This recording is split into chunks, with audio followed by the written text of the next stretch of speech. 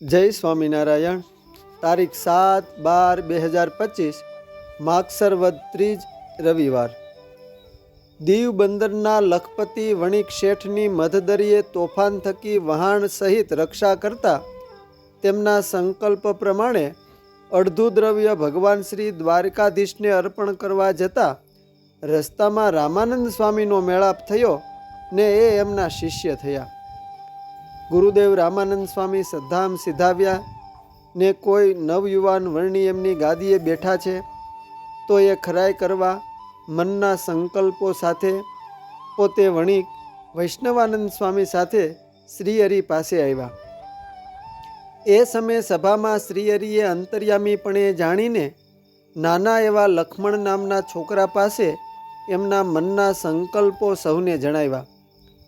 પોતાને આજ પૂર્ણ પુરુષોત્તમ નારાયણ છે એનો પરિપૂર્ણ નિશ્ચય થયો।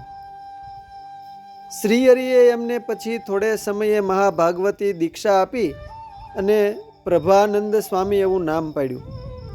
પ્રભાનંદ સ્વામી સત્સંગ વિચરણમાં ફરતા ફરતા આનંદાનંદ સ્વામી સાથે એક વખત સુરત પધાર્યા।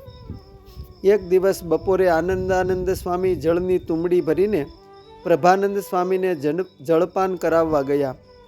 પ્રભાનંદ સ્વામીને એ જ સમયે બરાબર પોતાના પૂર્વજન્મની સ્મૃતિ થઈ આવી। તે તુરત જ બોલ્યા કે આનંદાનંદ, હું તો ભારદ્વાજ ઋષિ છું ને વર્ણાશ્રમને નિયમે તમારી તુંબડીનું પાણી નહીં પીવું। આ સાંભળીને તુરત જ આનંદાનંદ સ્વામી કહે કે અરે પ્રભાનંદજી, यहाँ तो सब कोई ऋषि ही है। सबका प्रभाव हमारे प्रभु सहजानंद जी ने कुंठित किया हुआ है, बाकी तो सब कोई पूर्व जन्म से ऋषि और योगी ही है।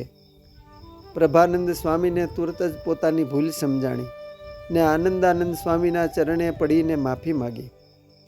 પ્રભાનંદ સ્વામી એક વખત વિચરણ કરતા મંડળ સાથે વટામણ ગામે પધાર્યા। ભીમજીભાઈ વગેરે સત્સંગીઓએ સંતોને 2-4 દિવસ રોક્યા। સ્વામી ગામ બહાર નદીના કાંઠે ઝાડની નીચે ઉતર્યા।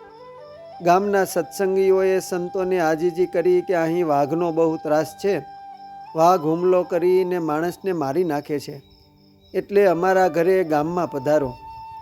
પ્રભાનંદ સ્વામી કહે, તમે ચિંતા ન કરો, અમને વાઘ દીપડાનો ભય નથી, અમને આ નદીનો કાંઠો ઉતરવા માટે વધુ અનુકૂળ છે। ગામના સત્સંગીઓએ ઘણી આજીજી કરી પણ સંતો નદીના કાંઠે ઝાડ નીચે જ રહ્યા। રાત્રે સભા થઈ એટલે ભીમજીભાઈ વગેરે હરિભક્તો 10 વાગ્યા સુધી સંતો હારે રહ્યા પણ મોડેકથી ઘેર ગયા। રાત્રે એમને ભય હતો કે વાઘ જરૂર આવશે ને સંતોને ઈજા કરશે, એમ વિચારીને સૂઈ શક્યા નહીં। વહેલી સવારે 5 વાગે હરિભક્તો સંતો પાસે પરત આવ્યા। સંતો તો નાહી ધોઈને નદીના પટમાં શાંત ચિત્તે પૂજાપાઠ ને ધ્યાન કરતા હતા। હરિભક્તો સૌ સંતોને સલામત જોઈને બોલ્યા કે સારું થયું કે આજ વાઘ આવ્યો નહીં, બાકી અહીં તો રોજ વાઘ આવે છે। પ્રભાનંદ સ્વામી કહે કે ભીમ ભગત, શ્રીહરિ અમારી સાથે કાયમ છે। વાઘ તો રાતે આવ્યો પણ મહારાજે સૌની રક્ષા કરી। જુઓ, આજુબાજુમાં એમના હગડ પણ હજુ છે જ।